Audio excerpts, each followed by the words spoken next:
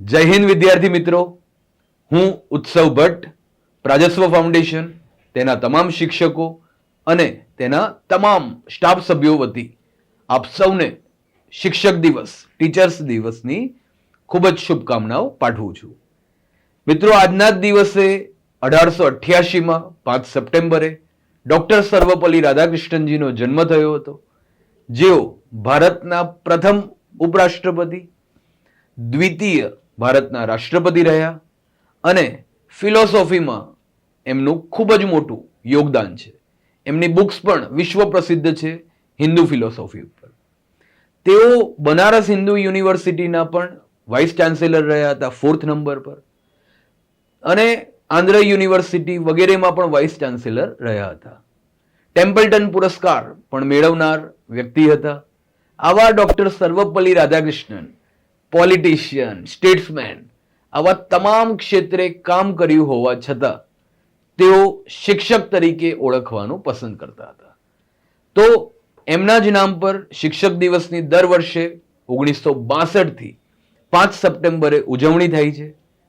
મેં પણ શિક્ષક તરીકે પોતાનું જીવન સમર્પણ કરવા માટે ડેપ્યુટી કલેક્ટર જેવી પદ છે, જેવી પોસ્ટ છે, એને પણ મેં ત્યાગ કર્યો છે અને શિક્ષક તરીકે કાર્ય કરવામાં હું ખૂબ જ ગર્વ અનુભવું છું.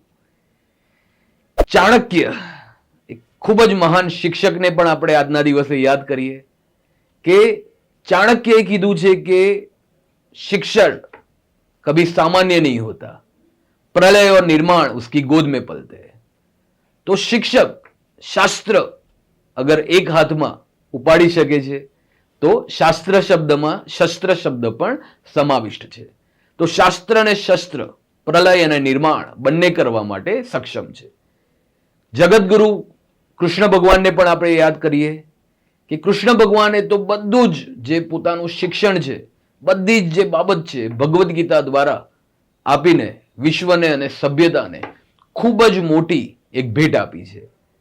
તો વિદ્યાર્થીઓ, અગર સંસ્થા પ્રાજસ્વ ફાઉન્ડેશનમાં જે પણ આવે છે તો એ અગર અર્જુન બનીને આવે છે તો સંસ્થા કૃષ્ણ ભગવાનની જેમ એને સાચું માર્ગ દર્શાવશે અને એના લક્ષ્ય પ્રાપ્તિ માટે, એના લક્ષ્ય વેધ માટે એક ખૂબ જ સારી ભૂમિકા ભજવશે.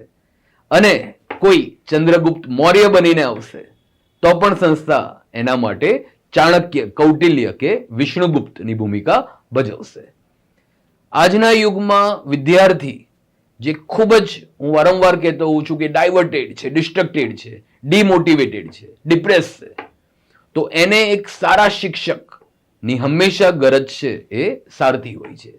તો પ્રાજસ્વ ફાઉન્ડેશન આ જ ક્ષેત્રે કામ કરી રહ્યું છે અને છેલ્લા 5 વર્ષમાં સૌથી વધુ પરિણામ આપી રહ્યું છે.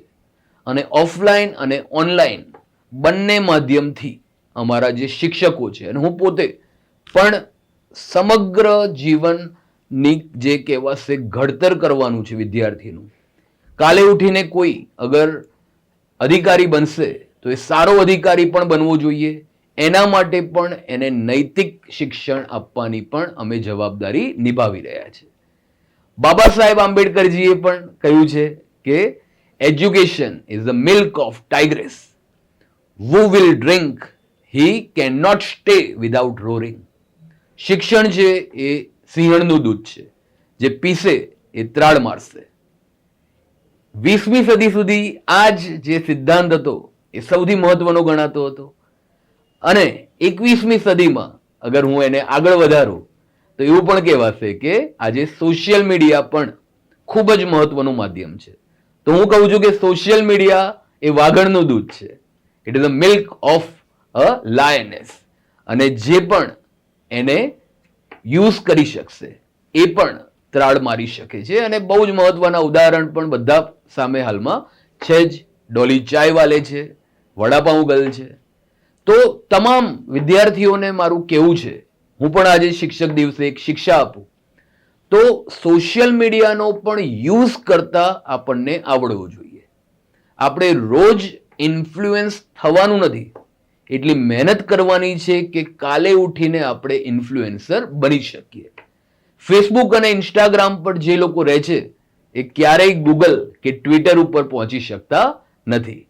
તો સોશિયલ મીડિયાનો પણ એક શિક્ષા, સારી શિક્ષા માટે, પોતાના લક્ષ્યની પ્રાપ્તિ માટે જ આપણે વધારે ઉપયોગ કરીએ, એ પણ આજે મગજમાં ગાંઠ બાંધી દઈએ.